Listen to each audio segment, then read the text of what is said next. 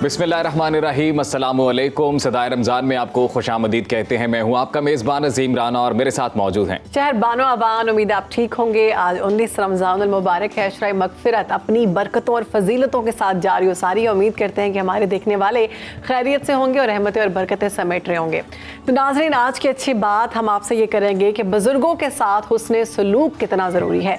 अक़वाम मुत्तहिदा की रिपोर्ट के मुताबिक दुनिया भर में 60 साल की उम्र के बुजुर्ग अफराद में हर 6 में से एक के साथ किसी ना किसी तरह बदसलूकी का सामना होता है।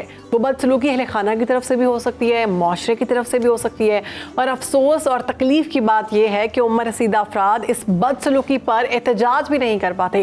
पाकिस्तान के इदारा बराए शुमारियात के मुताबिक कुल आबादी का 4.2% हिस्सा बुजुर्ग शहरियों पर मुश्तमिल है और 2050 तक ये तनासुब 15.8% तक पहुंच जाएगा। अजीम, 2050 तक अगर हम जिंदा हुए तो हम भी बुजुर्गों में शामिल होंगे। डेफिनेटली बुजुर्गों में शामिल होंगे और इस्लाम में बुजुर्गों को खास अहमियत दी गई है, खास मकाम है उनका। बुजुर्गों को झिड़कने और उनके साथ बदसलूकी को अल्लाह ताला ने सख्त नापसंदीदा अमल करार दिया है। कुरान पाक में इरशाद बारी ताला है कि तुम अल्लाह के सिवा किसी की इबादत ना करो और वालिदैन के साथ हुस्ने सलूक किया करो। अगर तुम्हारे सामने दोनों या उनमें से कोई एक भी बुढ़ापे को पहुंच जाए तो उन्हें उफ तक ना कहो, उन्हें झिड़कना भी नहीं और उन दोनों के साथ नरम दिली, अज्ज़ो इनकिसारी के साथ पेश आना है। तो इसी तरह नबी करीम सल्लल्लाहु अलैहि वसल्लम ने ना सिर्फ बुजुर्गों के साथ उसने सलूक की तलकीन फरमाई है बल्कि अमली तौर पर ऐसा नमूना भी पेश किया है जो दुनिया के हर फर्द के लिए मशअल राह है। हज़रत अब्दुल्ला बिन अब्बास रज़ी अल्लाह ताला अन्हु से रिवायत यह है कि रसूल करीम सल्लल्लाहु अलैहि वसल्लम ने इरशाद फरमाया, जिसने हमारे छोटों पर रहम नहीं किया और बड़ों की ताज़ीम नहीं की वो हम में से नहीं। वो लोग जिनके वालिदैन जिंदा हैं उनके लिए जन्नत कमाने और अपने रब को मनाने का भरपूर मौका भी बाकी है। तो बुजुर्गों की खिदमत कीजिए क्योंकि कल हमने भी इस उम्र को पहुंचना है और हमारे आज किए गए जो नेक अमाल हैं वो कल हमारे ही काम आएंगे। और वो ये भी कहा जाता है ना कि मक्का फाते अमल भी दुनिया में ही होना है। अगर आप अपने वालिदैन के साथ हुस्न सलूक नहीं करेंगे तो कल को आपकी औलाद भी आपके साथ उसी तरह से पेश आएगी जैसे आप अपने वालिदैन के साथ पेश आएंगे। उफ तक ना करने का हुक्म दिया गया और हम लोग नादानी में या किसी तरह भी बहुत कुछ कर जाते हैं। और ख़ास तौर पर कहा गया है कि वालिदैन के साथ प्यार से नरमी से पेश आओ।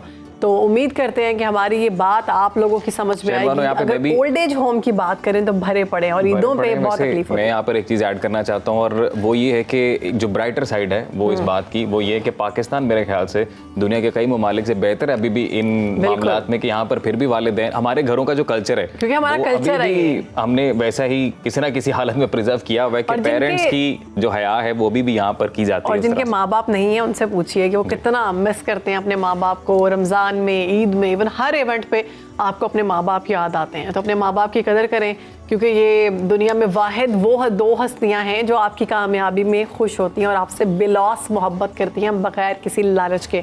तो आगे बढ़ते हैं अपने अगले सेगमेंट की जानिब और वो है कुरानिक स्टडीज़ और उस पर बात करेंगे आज हम। हमारा मौजू है नूर, जिसके बारे में अल्लाह रब्बुल इज़्ज़त ने फरमाया कि अल्लाह नूर समावात वल अर्ज़, एक वो जगह पर फरमाया कि इसके नूर की मिसाल ऐसी है जैसे साफ शफाफ फानूस हो और इस फानूस में ऐसा चिराग हो जो नहायत ही बेहतर और पाक साफ जैतून से रोशन हो ताकि इसकी रोशनी नहायत ही आला और साफ हो। इन आयत में अल्लाह के नूर से क्या मुराद है और हमारे लिए क्या निशानियाँ हैं इस आयत से?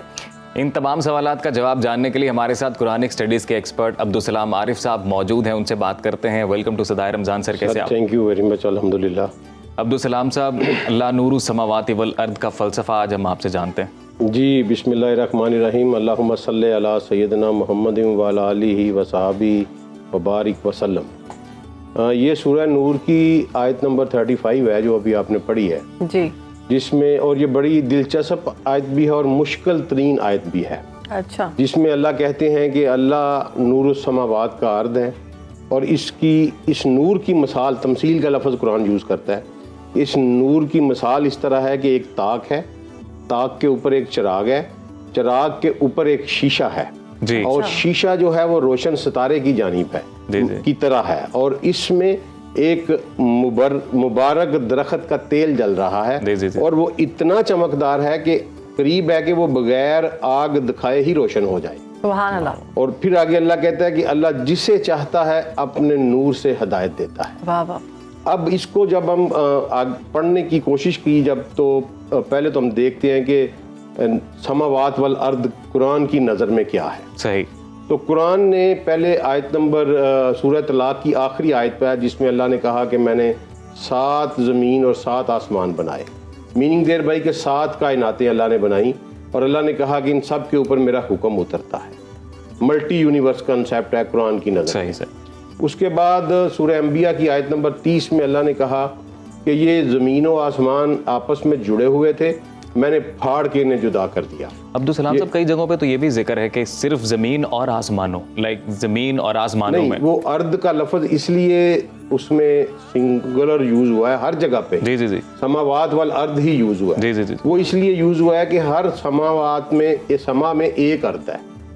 सही सही सही सही। समझ गए ना? जितने आसमानों का जिक्र है उनमें हर एक में एक जमीन। हर एक में एक एक जमीन। ठीक ठीक ठीक है, ये सूरह तलाक की आखिरी आयत वाज़ेह कर देती है इसको। और फिर सूरह अंबिया की आयत नंबर 30 में बिग बैंग का जिक्र है। सही। फिर उसके बाद सूरह ज़ारियात में अल्लाह ताला ने कहा कि मैंने इस कायनात को अपने ज़ोरे बाजू से बनाया है, आयत नंबर 47 है कि जो और ये मैं इसको मुसलसल वसी कर रहा हूँ। जी जी जी बिल्कुल। एक्सपैंडिंग यूनिवर्स Expand हो वाली रही है। आयत। उसके बाद सूरह ज़ुमर की आयत नंबर 5 में कहा कि जितने अजराम फल्की हैं ये सब के सब जो हैं वो मूव कर रहे हैं, सही। कोई साकन नहीं है। फिर सूरह यासीन की आयत नंबर 40 में ये बात कही कि जो ये मूवमेंट हो रही है ये बेरबत या बेहंगम मूवमेंट नहीं, हर कोई अपने अपने मदार में तैर रहा है। तैर रहा है। अब ये एक को रिकैप करते हैं कि कुरान की नज़र में जो फ़लसफ़ा है समावात का वो ये है कि मल्टी यूनिवर्स कंसेप्ट है। हम एक समा में रहते हैं, उसका नाम अल्लाह ने दुनिया रखा है। और ये बनी कैसे?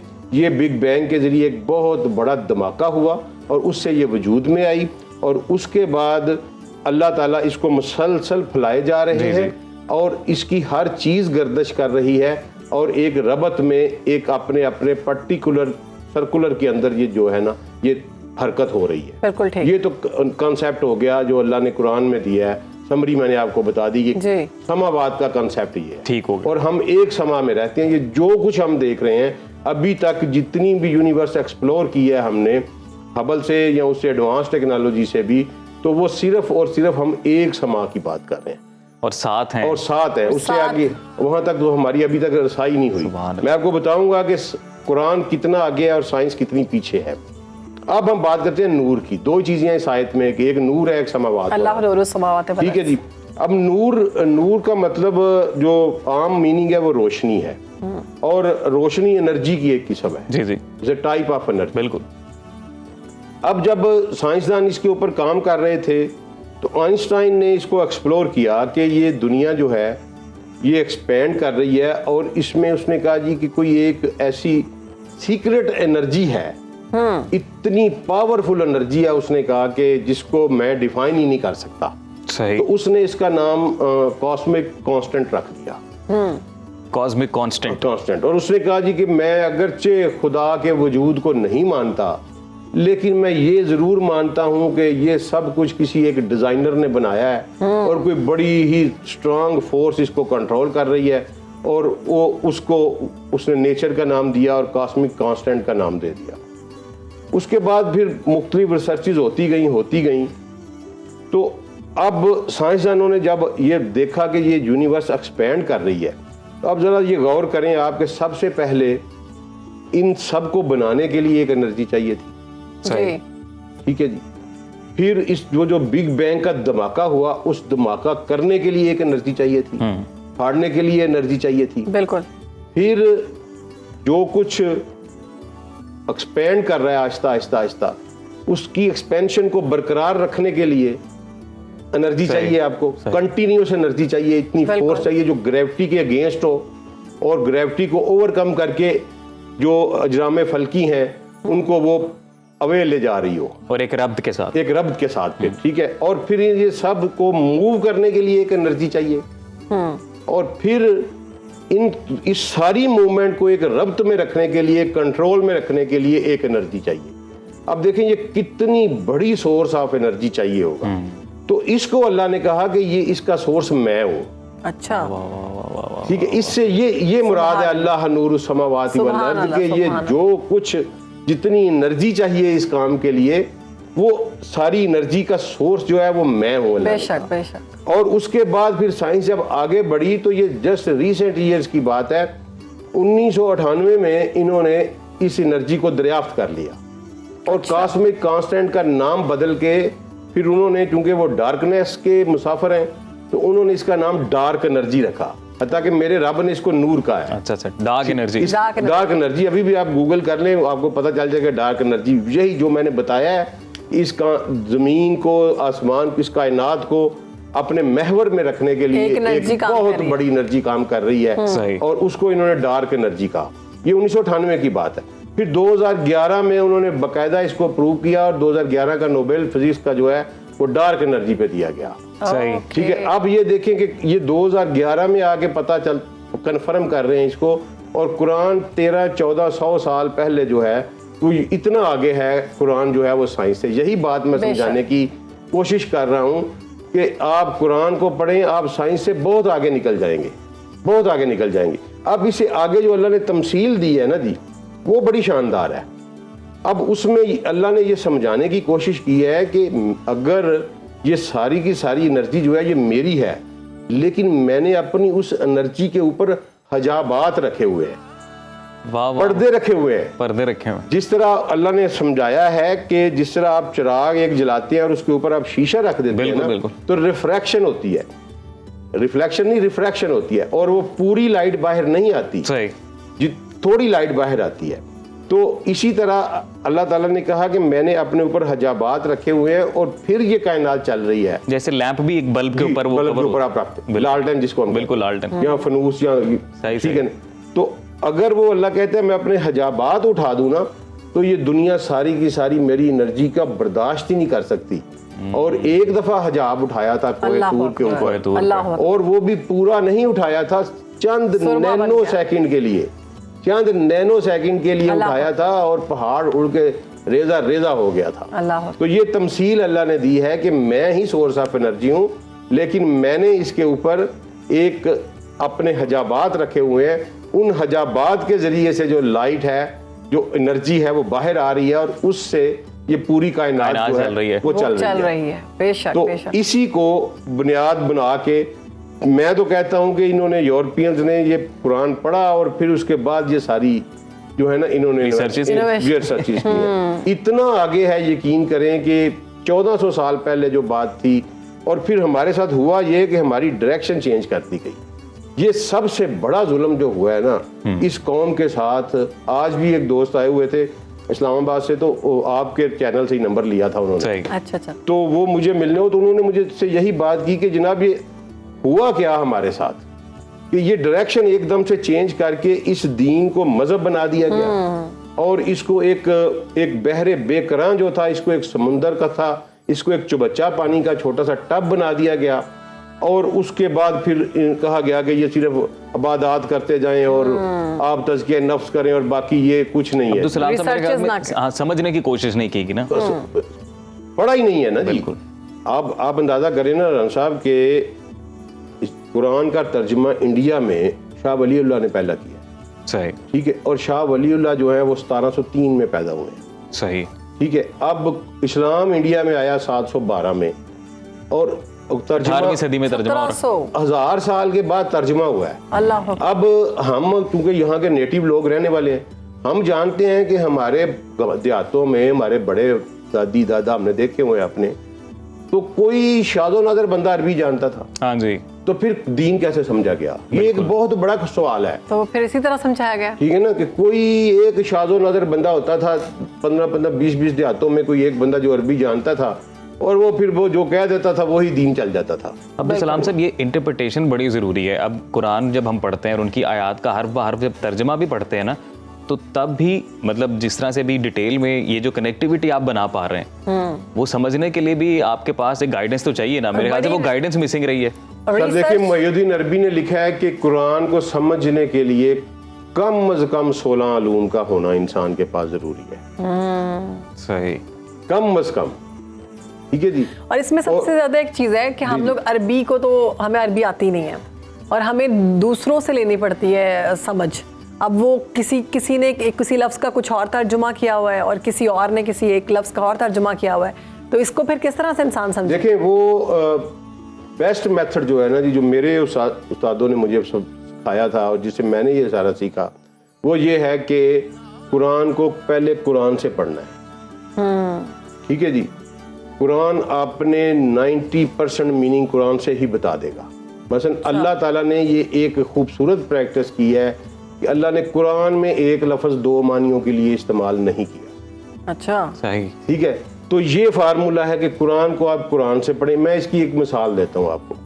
ایک حدیث ہے کہ نجد سے شیطان کا سینگ طلوع ہوگا, جو عام ترجمہ ہمارے چلتا ہے. ٹھیک ہے, اب وہاں لفظ ہے وَبِهَا يَطْلَعُ قَرْنُ الشَّيْطَانِ, کرن کا لفظ ہے. ٹھیک. اب کرن کا لفظ انہوں نے حدیث میں اس کا ترجمہ کر دیا سینگ. واقعی اس کا ترجمہ ہے سینگ, لیکن قرآن میں یہ لفظ 20 دفعہ یوز ہوا ہے اور وہ ڈیفرنٹ, اور وہ زمانے کے لیے یوز ہوا ہے. اوکے ٹھیک ہے جی. کرن, کرائن, کرنین, تینوں جو ہے نا عربی کے سیگے, کرن سنگل, کرنین 2 اور کرائن پلورل. ٹھیک ہے. یہ تینوں کے تینوں 20 دفعہ قرآن میں یوز ہوا ہے اور 20 کے 20 دفعہ ہی یہ زمانے کے لیے یوز ہوا ہے. اب اس حدیث کا ترجمہ یہ تھا کہ شیطان کا زمانہ نجد سے طلوع ہوگا. صحیح صحیح صحیح. میں نے ایک آپ کو اگزامپل دی ہے. ٹھیک ہے ٹھیک ہے. قرآن پڑھنے کا میرے نوجوانوں کو یہ پیغام ہے اپنی نئی نسل کو کہ قرآن کو قرآن سے پڑھیں گے جب آپ, تو آپ کو, اور اگر وہاں کہیں سمجھ نہ لگے تو پھر آپ حدیث پہ چلیں. عبدالسلام صاحب, ویسے ہم نے جس سیگمنٹ کا یہ آغاز کیا یہ بھی بڑا ہیلپ آؤٹ کر رہا ہے. آئی ایم شیور اس کا بڑا اچھا فیڈ بیک آ رہا ہے اور بڑی اچھی اور نیک کاوش آپ کی طرف سے بھی. تو یہ سلسلہ انشاءاللہ جاری و ساری رکھیں گے. تو ابھی نیکسٹ ہم ٹاپک کس پہ بات کریں گے؟ کوئی ابھی ہٹ دے کل انشاءاللہ ہم فتح مکہ پہ بات کریں گے. فتح مکہ پہ بات کریں گے. بڑا دن ہے کل انشاءاللہ. بہت شکریہ آپ کے وقت کا. یہاں پر بریک لیتے ہیں ناظرین, بریک کے بعد واپس آئیں گے, پروگرام آگے بڑھائیں گے. کہیں مت جائیے گا, دیکھتے رہیے Sada-e Ramzan. Welcome back after the break. جی پروگرام میں آگے بڑھتے ہیں اور شرعی مسائل کی آج ہم بات کریں گے. آج کل ایک نئی بحث شروع ہو گئی ہے. ڈراموں اور فلموں میں ہونے والے نکاح اور طلاق یہ اصلی ہیں یا نقلی ہیں, ان پر بات ہوگی. کیونکہ گزشتہ کئی دنوں سے ایک پرانی ویڈیو ہے گرچہ لیکن سوشل میڈیا پر آج کل خاصی وائرل ہے, جس میں ایک مذہبی اسکالر نے ڈراموں میں ہونے والے نکاح کو حقیقی شادی قرار دے دیا. اور اس ویڈیو کے وائرل ہونے کے بعد اب سوشل میڈیا پر ایک ہنگامہ بپا ہے. صارفین اور جو اداکار ہیں ان کی جانب سے شدید تنقید کی جا رہی ہے. وہ یہ کہہ رہے ہیں کہ علماء نے دین کو غلط تصور کر کے جو ہے وہ اس کا جو غلط ایک تصور ہے وہ لوگوں کے سامنے پیش کیا ہے. تو اس پر اور اس کے ساتھ جو دیگر شرعی مسائل ہیں بات کر لیتے ہیں. ہمارے ساتھ سیرت اسکالر ڈاکٹر طارق شریف زادہ صاحب موجود ہیں. ویلکم کرتے ہیں سر آپ کو. سر یہ بہت بڑا مسئلہ جو ہے اس وقت سوشل میڈیا پر ہے اور اس میں جو ایکٹرز ہیں ان کی جانب سے بھی بڑی چیزیں سامنے آ رہی ہیں کہ یہ کیسا فتویٰ دیا گیا ہے اور ہمارا دین تو بہت خوبصورت ہے. تو ہماری شریعت کیا کہتی ہے کہ اگر ڈرامے میں نکاح کیا ہے تو کیا واقعی میں میاں بیوی ہیں وہ؟ بسم ربی محمد کریم علیہ الصلوۃ والتسلیم. سب سے پہلے تو یادآوری کا شکریہ. اور واقعتاً یہ آج کل بڑا زیر بحث ہے یہ مسئلہ. یہ خیر کئی زمانوں میں تھوڑے وقت کے بعد اس طرح کے مسائل جو ہیں وہ بڑھتے رہتے ہیں اور ان کے اوپر بات ہوتی رہتی ہے. ایک بات ہمیں سمجھنی چاہیے کہ دینی رحمت جو ہے نا وہ گھرانے اور گھرانے سے منسوب جتنی بھی رشتے ہیں ان کے تقدس پر بڑا زور دیتا ہے. اور 3 چیزوں کے بارے میں سرکار دو عالم صلی اللہ علیہ وسلم نے بڑا حتمی طور پر, ابو داؤد کی حدیث سے ہم تک پہنچتا ہے کہ حضور نے بڑا حتمی طور پر یہ فرمایا کہ 3 چیزیں ایسی ہیں جو حقیقت میں بیان کی جائیں تب بھی ہو جاتی ہیں, اور اگر ان کو کسی نے از رائے مذاق بھی کیا ہے تب بھی وہ واقع ہو جاتی ہیں. یعنی حقیقی ہوں تب بھی ہو جاتی ہیں اور اگر غیر حقیقی ہوں تب بھی وہ ان کا یعنی وہ صادر ہو جاتی ہیں. نکاح, طلاق اور رجوع کرنا. طلاق کے بعد جو ایک وقت ہوتا ہے جس کے اندر دونوں نے دوبارہ آپس میں جسے کہتے ہیں نا رابطہ کر کے اپنے رشتے کو بحال کرنا ہوتا ہے. ان تینوں کو اگر کوئی آدمی مذاق کے انداز میں بھی کرے تو وہ اسی طرح واقع ہو جاتے ہیں. یعنی آپ بھی یہ کہہ رہے ہیں میں یہ بڑی احتیاط سے میرے مزاج سے ہمارے سامعین و ناظرین واقف ہیں, لیکن اس کے باوجود کیونکہ شریعت کی حدود اور قیود جو ہے نا اصل میں اس کے پیچھے سبب کیا ہے, اس سے ہمیں یہ اندازہ ہوتا ہے کہ اللہ کے ہاں, اللہ کے رسول کے ہاں یہ جو ان رشتوں کا تقدس ہے ان سے جڑے ہوئے جو حرمت کے جتنے بھی پہلو ہیں وہ اتنے حساس نوعیت کے ہیں کہ ہمیں ان کے بارے میں بہت احتیاط طلب ہونا چاہیے. یہ تو ایک سامنے واقعہ آ گیا نا. میں آپ سے عرض کروں کہ بے شمار اور ایسے حالات اور واقعات ہوا کرتے ہیں جن میں لوگوں کو نکاح کرنے کے بعد یہ پتہ ہی نہیں ہوتا کہ کن کن چیزوں سے نکاح ٹوٹ جاتا ہے. سر یہ بتائیں کہ نکاح واقعی ہو جاتا ہے؟ جی, جس وقت دو لوگوں نے نکاح کے, اس میں اب معاملہ کیا ہے, میں عرض کرتا ہوں, نام کا ہونا ضروری نہیں ہے. نام تو کوئی اہم نہیں رکھتا, اہمیت نہیں رکھتا. دیکھیں وارث کا بھی ہونا اس طرح ان معنوں میں ضروری نہیں ہے. فقہ جو اہل سنت کا مکتب ہے اس کے ہاں تو بہت کلیئرٹی کے اندر, نہیں صرف فقہ حنفی نہیں, چاروں جو مذاہب ہیں نا اہل سنت کے ہاں, جو چاروں مکاتب ہیں, ان چاروں کے ہاں یہ نکاح ہو جاتا ہے ان معنوں میں کہ خاتون جو ہے وہ پہلے سے کسی کی نکاح میں موجود نہ ہو اور اس کے ساتھ اس کا کوئی حرمت کا رشتہ نہ ہو. اگر ان دو شرائط سے وہ باہر ہے صحیح, تو پھر اس کا مطلب کیا ہے؟ بے شک وہ بیوہ ہو, مطلقہ ہو, غیر شادی شدہ ہو, ان تین صورتوں میں اس کا نکاح اس لیے ہو جائے گا کہ سرکار دو عالم صلی اللہ علیہ وسلم نے یہ فرمایا ہے کہ اگر اس کو حقیقی معنوں میں کوئی بیان کر رہا ہے تب بھی, اور اگر غیر حقیقی معنوں میں بیان کر رہا ہے تب بھی, اللہ کے ہاں یہ لفظ اتنے حساس ہیں اور ان کی ذمہ داری اتنی زیادہ ہے کہ انہیں مزاح میں بھی اور اس طرح کے کسی غیر ذمہ دارانہ رویے میں بھی ان کو اس طرح دہرایا جانا نہیں چاہیے. سگنیچر بھی نقلی ہے, سب کچھ نقلی ہے, جو کچھ ہو, جو سگنیچر تو اہم نہیں ہے نا. نکاح جو ہے نا وہ دو لوگوں کی ایجاب اور قبول کا نام. تو ایجاب و قبول اگر ہو گیا تو نکاح, جی ایجاب و قبول ہو گیا تو شریعت کے اندر وہ نکاح ہو جائے گا. اب اس کا حل کیا ہے؟ میں ہمیں اس کی ایک سوال بسم اللہ, کہ اگر وہ ایک ٹی وی ڈرامہ ہے نا, وہ سین چل رہا ہے پراپر, اس میں اگر ایک دفعہ بھی وہ کہہ دیں کہ قبول ہے, نہیں میں ایک دفعہ نہیں 3 دفعہ کہنا ہوتا ہے. ایک دوسری بات ایک اور ہے, ویسے تو خیر ایجاب و قبول ایک دفعہ پہ ہو جایا کرتا ہے, لیکن احتیاطاً 3 دفعہ کہلواتے ہیں. میں ذرا اس کو تھوڑا سا کھول دوں تاکہ لوگ الجھن کا شکار نہ ہو. اس سوال کو ایڈریس کرنے کا مطلب یہ ہے کہ لوگوں کی کنفیوژن جو ہے وہ کلیئر ہو. باقی گفتگو کرنے والے لوگ تو تا دم صبح قیامت اس پہ گفتگو کرتے رہیں گے اور اپنے اپنے حق کے دلائل دیتے رہیں گے. ہمیں بہت دیانتدارانہ انداز میں اعتدال کے ساتھ چیزوں کو, جو دین کی جو اصل روح ہے اس کے مطابق اس پہ اپنی رائے دینی چاہیے. ایک بات سمجھنے والی یہ ہے کہ جس وقت کوئی شخص نکاح کے براہ راست لفظ استعمال کرتا ہے نا, یعنی جس میں قبول کرنے کا ہے, ایجاب اور قبول, کہ میں نے فلاں کو نکاح میں قبول کیا اور دوسرا اس آفر کو قبول کر لیتا ہے, یعنی نکاح کا صیغہ پڑا گیا, جس کو کہا جاتا ہے. نکاح کا صیغہ اگر براہ راست اس میں اس نے کہا ہے, کنایا میں نہیں کہا, براہ راست کہا ہے, تو پھر وہ نکاح ہو جائے گا اگر وہ کسی کے پہلے نکاح میں موجود نہیں ہے اور اس کے ساتھ کوئی حرمت کا رشتہ نہیں. یہ بڑی احتیاط والا معاملہ ہے. نام تو کوئی ایک آدمی کے مختلف زمانوں میں مختلف نام بھی ہو سکتے ہیں. یہاں ہمارے اندرون لاہور میں آپ جائیں, کسی آدمی کا آپ نے پتہ پوچھنا ہونا تو میرے خیال میں بہت امتحان والا کام ہے کہ آپ اس کے اصل نام سے اس کے گھر تک. اچھا ڈاکٹر صاحب, اب نکاح تو ہو گیا کیونکہ انہوں نے مذاق میں وہ ڈرامے میں ہی کہہ رہے تھے, تو اگر اس ڈرامے میں شوہر مر جاتا ہے تو پھر وہ عورت عدت کرے گی؟ ڈرامے میں شوہر کیوں مر جاتا ہے؟ اگر حقیقی طور پہ وہ بندہ مر جائے گا تو تب ہوگا. آپ اس بات کی ذرا سنجیدگی کس انداز میں لیں, اس کا طریقہ کار کیا ہے. پہلی بات تو یہ ہے کہ ہمارے جو لوگ اس شعبے سے وابستہ لوگ ہیں انہیں یہ چاہیے کہ جہاں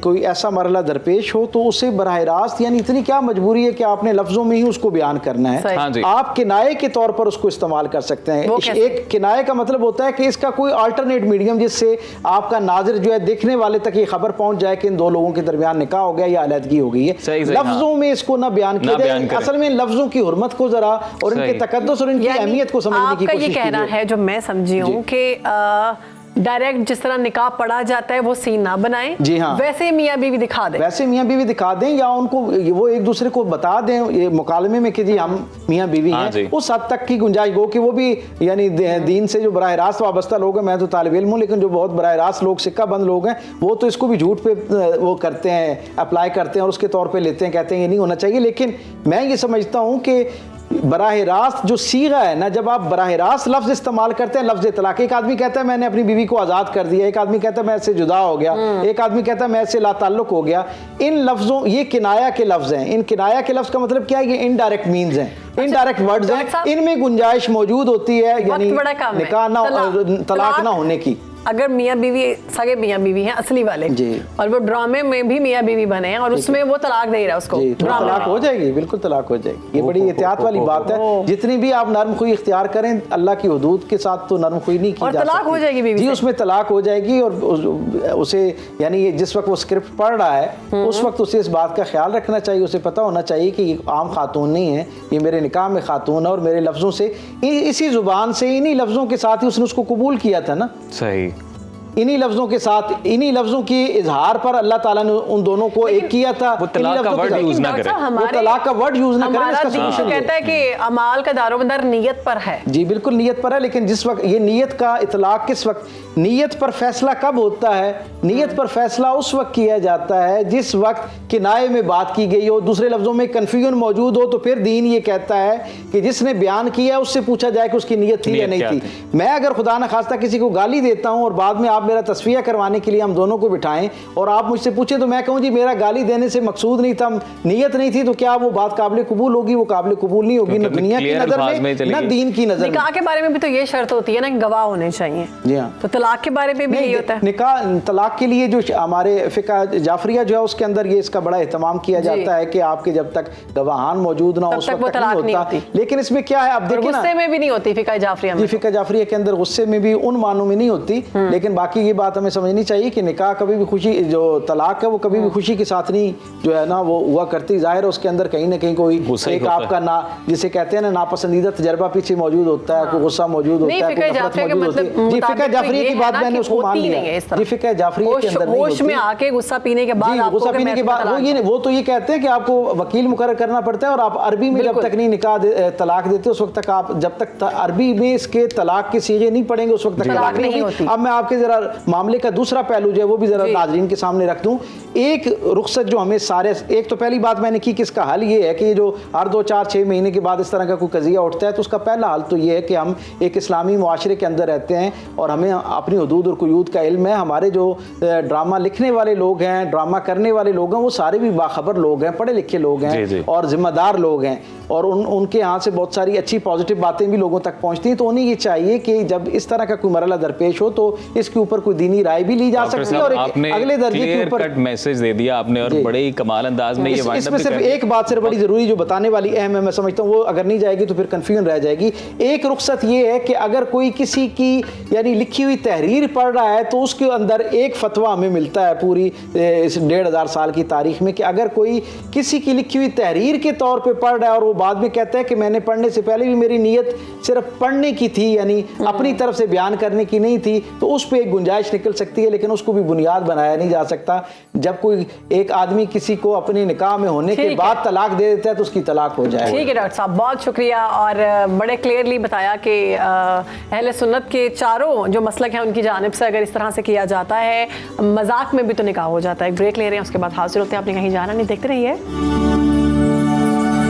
खुश आमदीद कहते हैं आपको सदाए रमज़ान में। और अब वक्त हुआ जाता है क्विज का नयो 6 का गुड वन।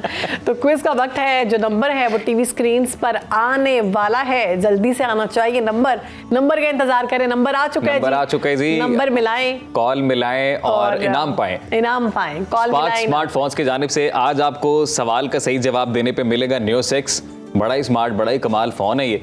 सवाल आपसे पूछा जाएगा, 4 ऑप्शन दी जाएंगे, तरीका सबको पता है। विदिन 30 सेकंड आपने जवाब देना है। कॉलर हमारे साथ हैं। अस्सलामु अलैकुम, कौन बात कर रहे हैं, कहां से?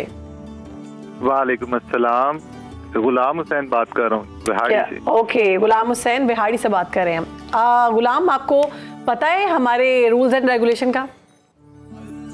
जी बताइए। हम आपसे सवाल पूछेंगे, अजीम आपसे सवाल पूछेंगे, 30 सेकंड्स में आपने जवाब देना होगा। 4 ऑप्शंस देंगे आपको, तो आपका वक्त शुरू होता है अब। जी गुलाम हुसैन, तो सवाल है ये कि कुरान मजीद की किस सूरा में रमज़ानुल मुबारक का जिक्र आया है?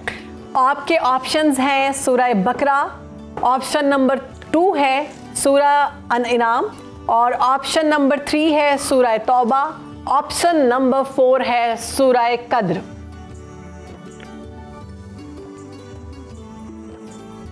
गुलाम हुसैन जी मैं सुन ली है। 30 सेकंड्स आपके पास। आपका वक्त। सूरह बकरा में। गुलाम हुसैन, वक्त खत्म हो गया। बकरा में। हमने सुना नहीं, आप फिर से बोले। सूरह बकरा। आपका जवाब बिल्कुल दुरुस्त है। आपको बहुत मुबारक हो, Neo 6 आपके नाम हुआ स्पार्क स्मार्टफोन की जानिब से और इसका जवाब था सूरह बकरा। Neo 6 जो आप कि गुलाम आपके लिए हुसैन बिल्कुल जीत चुके हैं। हम यहाँ पर ब्रेक लेते हैं जी, ब्रेक के बाद वापस आएंगे। आकाए दो जहां सरवर कौनैन खातमुल अंबिया हज़रत मोहम्मद मुस्तफ़ा सल्लल्लाहु अलैहि वसल्लम की बारगाह अक़दस में गुलहाए क़ीदत पेश करने के लिए हमारे साथ मौजूद हैं नन्हे बहन भाई तलहा कादरी और खतीजा फातिमा। अस्सलाम वालेकुम तलहा एंड खतीजा, कैसे हैं आप दोनों? जी अल्हम्दुलिल्लाह का शुक्र है। माशाल्लाह बड़ी प्यारे लग रहे हैं यार आप दोनों। अच्छा तलहा, मुझे ये बताएं कि अब माशाल्लाह में पता चला है आप बड़ी खूबसूरत नात भी पढ़ते हैं, तो पहले आप में से कौन हमें नात सुनाएगा? पहले फातिमा सुनाएंगी नात। ठीक है, बिस्मिल्लाह। चले फातिमा बिस्मिल्लाह करें। मदीने से बुलावा आ रहा है, मदीने से बुलावा आ रहा है, मेरा दिल मुझसे पहले जा रहा है, मेरा दिल मुझसे पहले जा रहा है, यहाँ मर्ज़ी नहीं चलती किसी की, यहाँ मर्ज़ी नहीं चलती किसी की, मदीने वाला ही बुलवा रहा है, मदीने वाला ही बुलवा रहा है, मेरा दिल भी तू अपने साथ ले जा,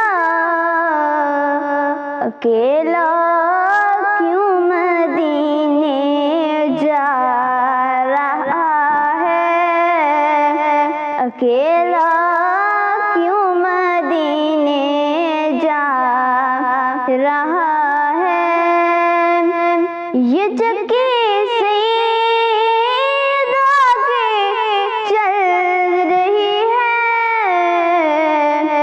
ज़माना जितना लंगर खा रहा है, ज़माना जितना लंगर खा रहा है, मदीने से बुलावा आ रहा है, मेरा दिल मुझसे पहले जा रहा है।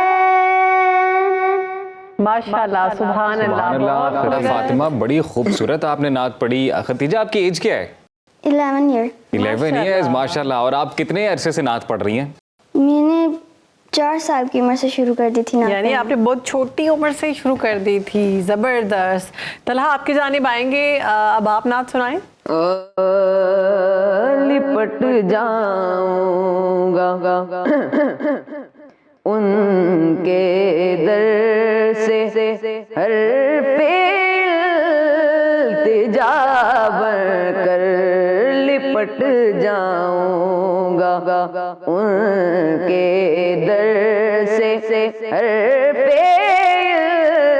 इल्तिजा बनकर मैं तैबा ही में रह जाऊंगा, तैबा की हवा बनकर मैं तैबा ही में रह जाऊंगा, तैबा की हवा बनकर। और मेरे दोनों शानों पे गुलामी की रिदा होगी, मेरे दोनों शानों पे गुलामी की रिदा होगी, जवारे गुंबदे खजरा में उतरूंगा सबा बनकर, जवारे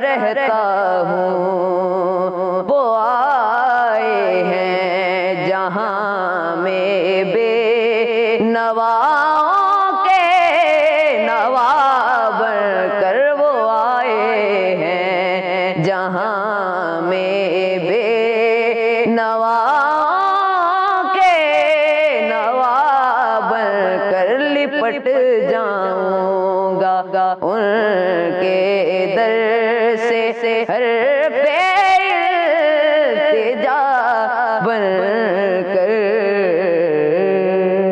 اللہ سبحان اللہ، جتنے آپ خوبصورت ہیں دونوں بہن بھائی، اس سے بھی پیاری آپ دونوں نعت پڑھتے ہیں ماشاءاللہ۔ طلحہ آپ کی ایج کیا ہے؟ میری ایج 14 ایئرز ہے۔ 14 ماشاءاللہ سے۔ اور آپ دونوں بہن بھائی سیم اسکول میں پڑھتے ہیں؟ جی سیم اسکول میں پڑھ رہے تھے، اب یہ اسکول چینج کر رہی تو ہوں۔ طلحہ کون سی کلاس میں پڑھتے ہیں؟ آپ کتنے ٹائم سے پڑھ رہے ہیں نعت؟ میں تقریباً 10 سال ہو گئے ہیں۔ آپ دونوں کا آپ نے ہمیں جوائن کیا اور نعت سنائیے۔ بگ بریک لے رہے ہیں، بریک کے بعد حاضر ہوتے ہیں۔ آپ دیکھتے رہیے صدائے رمضان۔ ناظرین، تاریخ میں میسوپوٹیمیا کے نام سے جانا جانے والا ملک عراق دنیا کی قدیم ترین تہذیبوں میں سے ایک ہے۔ خلیفہ ثانی حضرت عمر رضی اللہ تعالیٰ عنہ کے دور میں مسلمانوں کے ہاتھوں فتح ہونے والا یہ ملک اسلامی تاریخ میں بھی ایک اہم مقام رکھتا ہے۔ اسلامی تہذیب و تاریخ کے اس سیگمنٹ میں آج ہم عراق کی گفتگو آگے بڑھا رہے ہیں۔ گزشتہ روز بھی اسی پر بات ہوئی تھی۔ ہمارے ساتھ موجود ہیں ہمارے مہمان ریسرچ اسکالر سید فہد علی کاظمی صاحب۔ فہد علی کاظمی صاحب کو خوش آمدید کہتے ہیں۔ تو ہم حضرت ابراہیم علیہ السلام کا واقعہ تھا کل، اس پہ بات کر رہے تھے، وہیں سے کنٹینیو جی وہیں سے کنٹینیو کریں گے۔ اور میں آغاز میں یہ کہنا چاہتا ہوں، اور ہم ہسٹری کو اس لیے پریزنٹ کر رہے ہیں تاکہ ہماری ینگ جنریشن جو ہے وہ ہسٹری کے ساتھ کنیکٹ کرے۔ صحیح۔ اگر ایک شخص بالکل اس سے اس کی میموری آپ چھین لیں تو وہ دنیا میں آپریٹ نہیں کر سکتا۔ بالکل۔ تو ہسٹری ہماری کلیکٹیو میموری ہوتی ہے۔ تو قومیں جب تک اپنی ہسٹری کے ساتھ کنیکٹ کرتی رہتی ہیں تو وہ فیوچر پاسبلٹیز کو ایکسپلور کرتے ہوئے آگے بڑھتی ہیں، اور ہمیں رول ماڈلز بھی ملتے ہیں۔ میرا دل کرتا ہے کہ ہم اپنے انبیاء کرام علیہ السلام کے ذکر کو اس لیول پہ مین سٹریم کریں کہ ہمارے بچے جو ہیں ان کا نام لے کے انسپائر ہوا کریں اور ان کو ویسٹرن ہیروز کی طرف نہ جانا پڑے، کیونکہ کوئی کمپیریزن ہی نہیں ہے۔ کوئی کمپیریزن نہیں، بالکل۔ تو کل ہم جناب ابراہیم علیہ السلام کی بات کر رہے تھے، اور جناب ابراہیم علیہ السلام کی ایک میراکلس انداز میں ان کو نرچر کیا گیا۔ غار کے اندر ان کی والدہ ان کو لے کے گئیں، وہ سالہ سال وہاں پہ رہے، اور غار سے جب باہر آئے تو وہ جو پہلا سوال تھا جو انسانی شعور کو اٹھانا چاہیے کہ وہ طاقت کون ہے جس کو میں اپنا رب کہہ سکتا ہوں، واہ واہ، میرا رب کون ہے؟ میرا رب کون ہے، اس سوال کو آپ نے ایڈریس کیا، اور آپ نے یہ بتایا کہ ستارے، چاند، سورج یا جو بھی طاقت کے سمبلز ہیں، ان کے اندر غروب اور طلوع ہونے کا جو فینومینن ہے، چینج کا جو فینومینن ہے، تغیر کا جو فینومینن ہے، خدا تغیر سے بالا تر ہو سکتا ہے۔ تغیر والی اینٹیٹیز، چینج والی اینٹیٹیز خدا نہیں ہو سکتی۔ تو جناب ابراہیم علیہ السلام کا یوں ان کا ریلیجس پروفیٹک کریئر اس کا آغاز ہو رہا ہے، اور جناب ابراہیم علیہ السلام ارد گرد دیکھ رہے ہیں کہ آئیڈل ورشپ ہو رہی ہے، بتوں کو پوجا جا رہا ہے، اور بت تو ویسے ہی ایک سمبل آف ان ایکشن ہے، سٹیل میٹ کا سمبل ہے نا، وہ تو کچھ کر ہی نہیں سکتے بنیادی طور پہ۔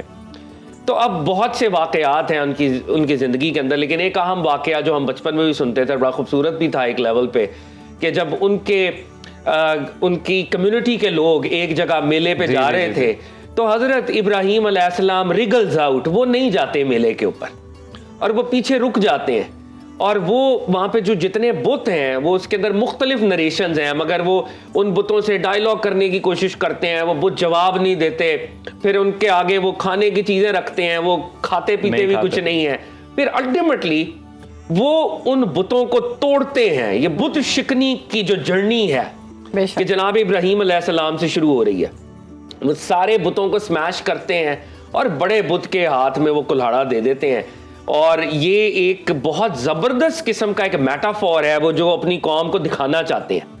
اب جب قوم میلے سے، کمیونٹی میلے سے واپس آتی ہے، وہ کہتی ہے کہ یہ ہمارے خداؤں کو کس نے نعوذ باللہ توڑ دیا یا مرڈر کر دیا، اور بڑے خدا کے پاس وہ کلہاڑا ہے۔ تو اب حضرت ابراہیم علیہ السلام ہی کیونکہ پیچھے تھے تو ان سے یہ کانورسیشن ہوتی ہے کہ یہ کس نے توڑے ہیں، یہ تم نے توڑے ہوں گے، جو بھی وہاں پہ ڈائیلاگ ہوا ہوگا۔ تو جناب ابراہیم علیہ السلام کہتے ہیں اس سے پوچھیں، یہ جو بڑے اس کے ہاتھ میں، مطلب تو یہ ایک بنیادی طور پہ وہ ایکسپوز کر رہے ہیں ان کی سینس پرسیپشن کو کہ یار وہ چیز جو اتنی سٹیشنری ہے، جو सर मुंह इंच बाय इंच इधर से उधर नहीं हो सकती। तुम उससे जो है अपनी होप्स, उम्मीदें और उससे तुम खौफ खाते हो। मतलब ये तुम्हारे खुदा हैं असल में।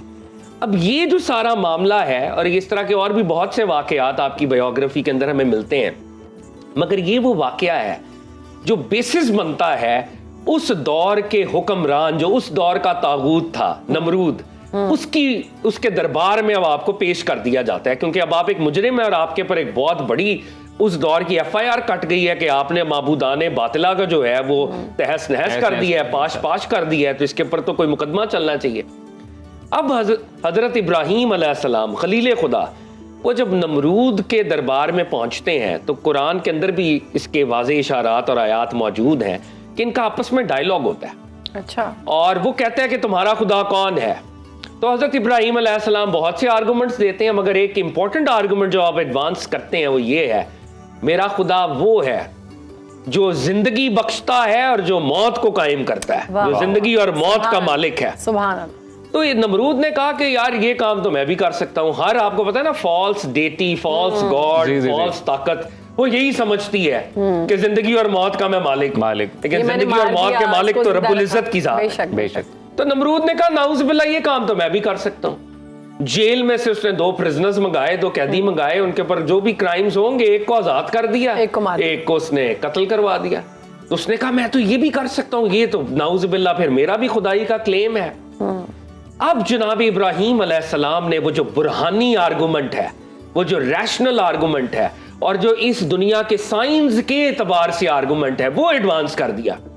आपने फरमाया मेरा खुदा वो है जो मशरिक से सूरज को तलू करता है, मगरिब में गरूब करता है। वाह वाह, सुभान अल्लाह, सुभान। और नमरूद जो है, ये सुनकर कुरान के अल्फाज हैं कि वो मबहूत हो गया, वो एक स्टेट ऑफ शॉक, एक स्टेट ऑफ बिविल्डरमेंट में चला गया। क्या बात की है। यानी ये बात बज़ाहिर सादा है, लेकिन रब्बुल इज्जत की उस ताकत का इतना बड़ा सिंबल है कि अगर तुम खुदाई के दावेदार हो तो ये हीले बहाने तो तुमने कर दिए, 2 प्रिजनर्स ऑफ वॉर को तुमने अपने अपने अंजाम तक पहुंचा दिया, फिर तुम ये करके दिखाओ।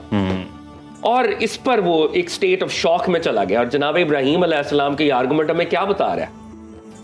अल्लाह रब्बुल इज्जत ने ये जो कायनात बनाई है, ये कोई क्लॉक नहीं है कि क्लॉक मेकर ने क्लॉक बनाया और फिर क्लॉक मेकर अलहदा हो गया और क्लॉक खुद ब खुद चल रही है। नहीं, और इसमें अकल वालों के लिए निशानी, इसमें अकल वालों के लिए निशानियां है कि रब्बुल इज्जत की प्राइम पार्टिसिपेशन एक एक प्रोसेस के अंदर, इस कायनात के अंदर हर वक्त जारी है। रब्बुल इज्जत की जो कुदरत है वो हर वक्त, रब्बुल इज्जत के तसर्रुफात हर वक्त जारी व सारी हैं। वो नाउज़ बिल्लाह अलहदा नहीं है। ये फलसफे की बहुत बड़ी डिबेट है जिसको इस छोटे से आर्गुमेंट से जनाब इब्राहीम अलैहिस्सलाम ने हजारों साल पहले रिजॉल्व कर दिया। सुभान अल्लाह। अब वो बड़ा वाकया होता है, और नमरूद और इनके जो डायलॉग के बाद की पोजीशन है वो ये है कि नमरूद कहता है जी मैं आपको सजा दूंगा। अब हम आगे बढ़े क्विकली, और ये वाकया जो है मजहबी तारीख का सबसे अहम वाकयात में से एक वाकया है। बहुत बड़ी आग जलाई गई। जी जी। वो कहते हैं मीलों लंबी, और ये वाकया इराक के अंदर हो रहा है, by the way let's also remember कि हम इराक की बात करें। तो वो मीलों लंबी जो है वो आग जलाई गई, लकड़ियां मंगवाई गई, पूरी स्टेट को कहा गया कि तुम लकड़ियां लेके आओ। और हमारी मुस्लिम ट्रेडिशन और हिस्ट्री ये बताती है कि लोगों ने जो फॉल्स गॉड्स को मानते थे उन्होंने ये मन्नत मानी कि मेरा फलाना काम होगा तो मैं उस नमरूद वाली आग के अंदर लकड़ियां डिस्ट्रीब्यूट करूंगा, जाके अपनी तरफ से लकड़ियां पेश करूंगा।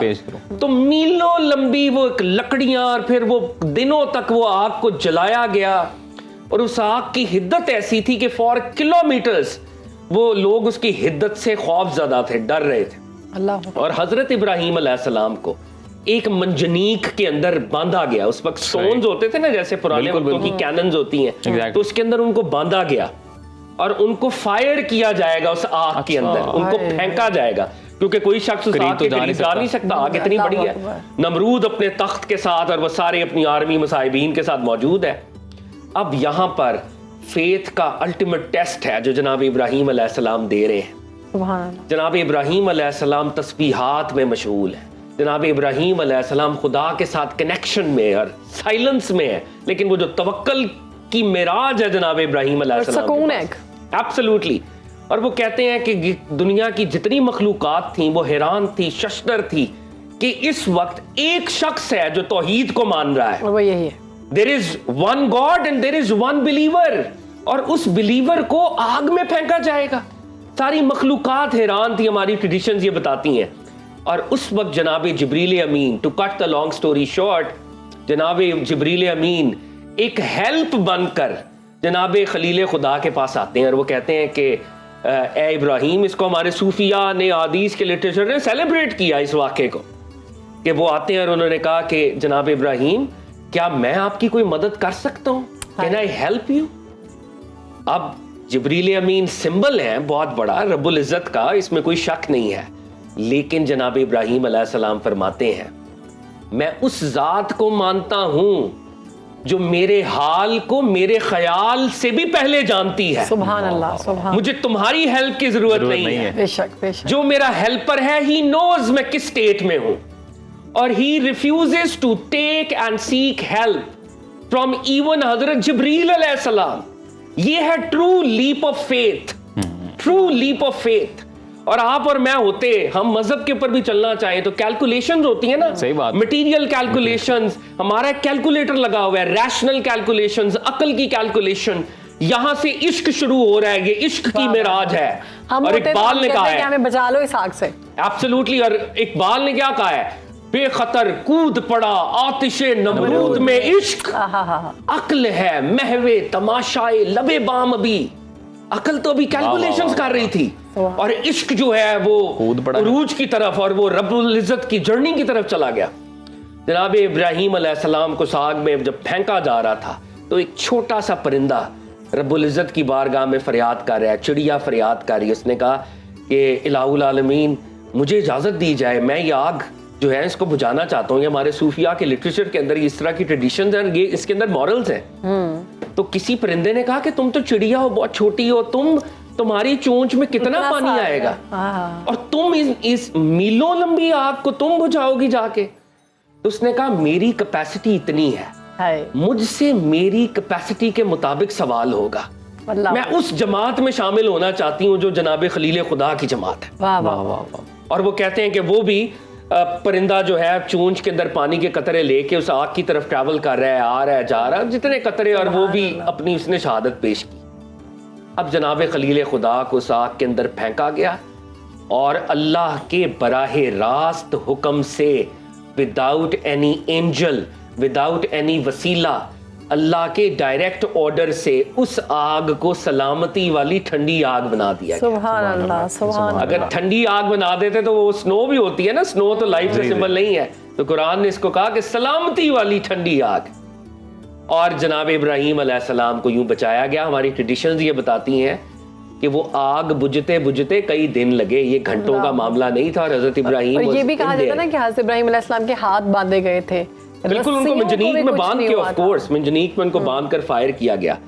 میں ایک بات آج اپنے ویورز سے, آپ سب سے, ہم سب سے میں یہ کہنا چاہتا ہوں, اگر جناب خلیل خدا علیہ الصلوۃ والسلام حق کے لیے, توحید کے لیے یہ قربانی نہ دیتے, وہ ایک سورس آف انسپریشن بنے, تو ہم بدر نہ دیکھتے, ہم احد نہ دیکھتے, ہم خیبر نہ دیکھتے, ہم کربلا نہ دیکھتے. حضرت ابراہیم علیہ السلام وہ سمبل ہے کہ جب توحید کی, خدا کی معرفت ہو جائے تو پھر کیلکولیشنز نہیں کرنی, پھر ریشنالٹی کو, عقلیات کو پیچھے کر دیں, اور پھر عشق کے راستے پہ چلیں. جب آپ عشق کے راستے پہ چلتے ہیں تو تب میریکلز ہوتے ہیں, اور توکل اپنا صرف خدا, تب خدا کی مدد نازل ہوتی ہے. فضائے بدر پیدا کر, اتر سکتے ہیں تیری نصرت کو فرشتے, آج بھی اتر سکتے ہیں اگر وہ فضائے بدر ہو. خوبصورت, بہت. تو جناب ابراہیم علیہ السلام, اس سے زیادہ ٹریبیوٹ ہمیں کرنا چاہیے. ہماری کلیکٹیو میموری میں ان کو سیلیبریٹ کیا جانا چاہیے. ہم ریچولسٹکلی روز ان پہ درود بھیج رہے ہیں, مگر اللہ کرے کہ ہم ان کے نقش قدم پہ چلتے ہوئے سارے ابراہیم. آمین آمین. بہت شکریہ فاضل کاظمی صاحب, بہت خوبصورت طریقے سے آپ نے بتایا. یہ واقعہ پہلے بھی بہت دفعہ سنا ہے, لیکن جس طرح سے آپ نے بتایا وہ ایمان تازہ ہو گیا. بہت شکریہ جی. کل جی دوبارہ سے عراق کی کہانی آگے بڑھائیں گے. آج مجھے اور شہر بانو کو اجازت ہے. اپنا اور اپنے پیاروں کا خیال رکھیں. اللہ حافظ.